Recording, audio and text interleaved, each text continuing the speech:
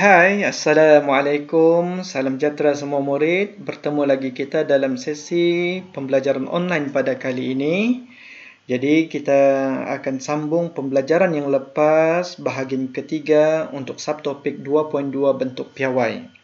Dalam sesi pembelajaran kali ini diharapkan di akhir penerangan video ini, murid dapat menyelesaikan masalah yang melibatkan nombor dalam bentuk piawai. Jadi untuk pembelajaran yang lepas, kita akan buat sedikit ulang kaji agar dalam penerangan ini, bila cikgu buat penerangannya, murid masih lagi dapat mengingat kembali apa-apa yang telah dipelajari pada kelas-kelas sebelumnya. Jadi untuk penyelesaian masalah, sudah pasti murid perlu memahami tentang konsep bentuk piawai.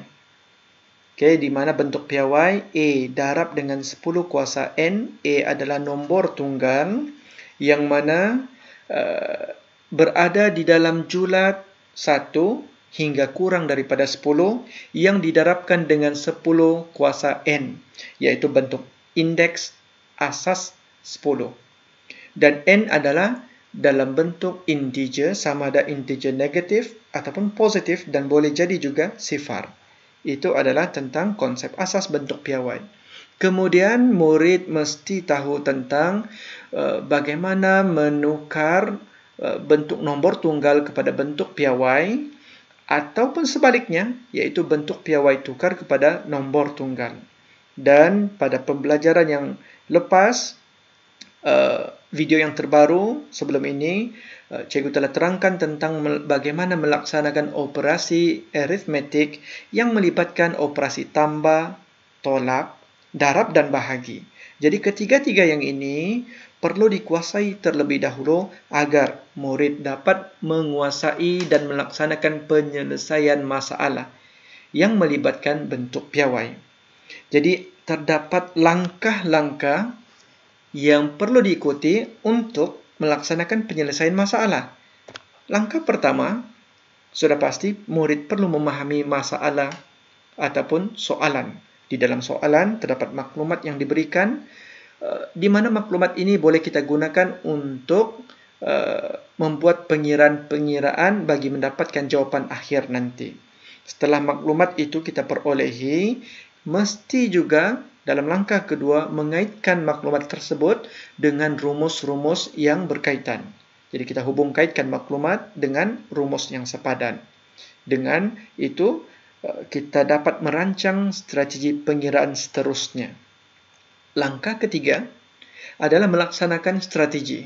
Jadi fokus kepada bagaimana menggunakan maklumat dan rumus tersebut, maka pengiraan kita akan dapat dilakukan dengan baik. Dan sudah pasti setelah pengiraan dilakukan, dalam langkah keempat, murid perlu membuat kesimpulan, iaitu memberikan jawapan mengikut kehendak soalan. Jadi keempat-empat langkah ini adalah basic dalam penyelesaian masalah dalam matematik. Untuk mana-mana bab, tidak semestinya dalam bab 2 sahaja, bahkan untuk bab yang lain.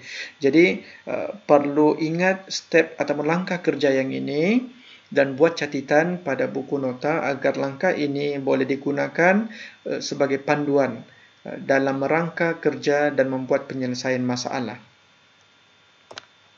Okay, kita cuba lihat untuk contoh 14. Kita akan gunakan langkah pertama dan sehingga keempat yang tadi untuk menyelesaikan soalan contoh 14 tersebut, iaitu satu rim kertas mengandungi 800 helai kertas, di mana ketebalan sehelai kertas bersamaan dengan 9.4 darab 10 kuasa negatif 3 cm. Diberi jumlah ketebalan bagi N rim kertas yang sama ialah 225.6 cm. Maka murid perlu menghitung berapakah bilangan keseluruhan rim kertas tersebut. Jadi template yang ada telah cikgu sediakan di sini. Yang ini boleh didapati juga dalam buku teks tingkatan 3. Okay, dalam contoh 14 tersebut, template-nya disusun begini. Jadi kita akan ikut arah anak panah sebagai urutannya, memahami masalah ataupun menandakan maklumat yang ada, kemudian ke bawah merancang strategi, seterusnya melaksanakan strategi dan membuat kesimpulan. Jadi, apakah maklumat yang ada di dalam soalan? Kita tandakan. 800 helai kertas, keseluruhan dalam satu rim. Kemudian dalam sehelai kertas pula nilai ataupun ketebalannya adalah 9.4 darab 10 kuasa negatif 3 dan keseluruhan rim kertas itu tebalnya adalah 225.6 cm. Jadi kesemua ketiga-tiga maklumat ini amat penting. Jadi kita hubung kaitkan rumus-rumus yang boleh kita gunakan bagi menyelesaikan bilangan rim kertas keseluruhan. Jadi yang pertama adalah perlu tentukan ketebalan satu rim kertas, yang mana di dalam satu rim kertas terdapat 800 helai kertas. Sehelai kertas tebalnya adalah 9.4 darab 10 kuasa negatif 3. Kemudian apabila kita sudah dapat nilai ketebalan satu rim kertas, kita akan gunakan rumus yang berikut, yaitu N sama dengan N ataupun bilangan rim keseluruhan adalah sama dengan ketebalan N rim, yaitu 225.6 cm, bahagi dengan ketebalan satu rim kertas. Jadi untuk menentukan satu rim kertas, kita akan darabkan bilangan kertas di dalam satu rim terhadap ketebalan sehelai kertas, seperti berikut. Jadi, ketebalan satu rim kertas adalah bersamaan dengan 7.52 cm. Maka dengan itu, kita akan masukkan nilainya ke dalam persamaan yang berikut. Yaitu, kita akan bahagikan 225.6 bahagi dengan 7.52, maka didapati bahawa bilangan keseluruhan rim kertas adalah 30. Kesimpulan yang boleh dibuat adalah bilangan rim kertas ialah sama dengan 30 keseluruhannya. Jadi inilah langkah-langkah pertama, kedua, ketiga dan keempat yang boleh dijadikan sebagai panduan agar pengiraan dalam penyelesaian masalah itu lebih teratur dan sistematik. Kita lihat lagi contoh 16. Okey, dalam contoh ini rajah menunjukkan bumi dengan diameter 1.2742 darab 10 kuasa 4. Jadi perlu hitung luas permukaan bumi dalam unit kilometer persegi dan jawapan perlulah dalam bentuk piawai betul kepada 4 angka bererti. Diberikan juga luas permukaan sfera 4 pi J kuasa 2 dan nilai nilai pi yang digunakan dalam pengiraan kita akan gunakan 3.142. Jadi template yang sama juga, namun dia punya arah anak panah susun aturnya ke kanan seperti ini dan kemudian ke bawah ke sebelah kiri. Okey, tidak apa, susun aturnya tidak menjadi masalah. Okey, sekarang kita tandakan maklumat penting. Cikgu sudah highlightkan maklumat pentingnya dan maklumat tambahan yang lain adalah bumi berbentuk sfera. Kemudian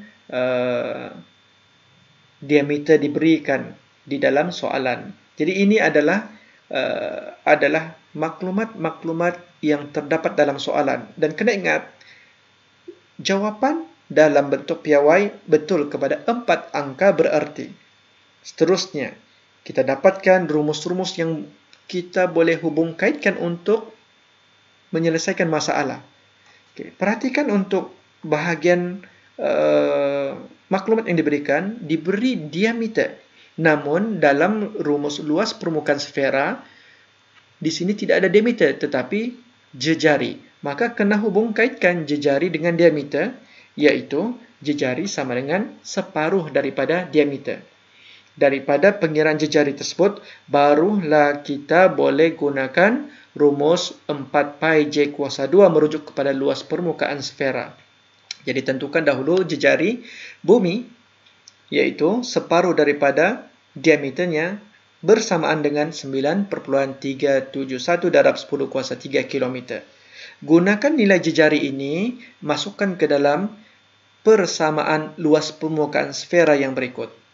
Maka daripada pengiraannya didapati apabila kita buat pengiraan menggunakan kalkulator, jawapannya adalah bersamaan dengan 510.130.608.1 km persegi.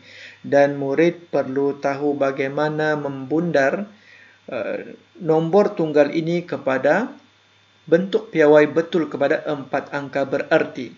Ingat, angka bererti dihitung daripada arah kiri sekali.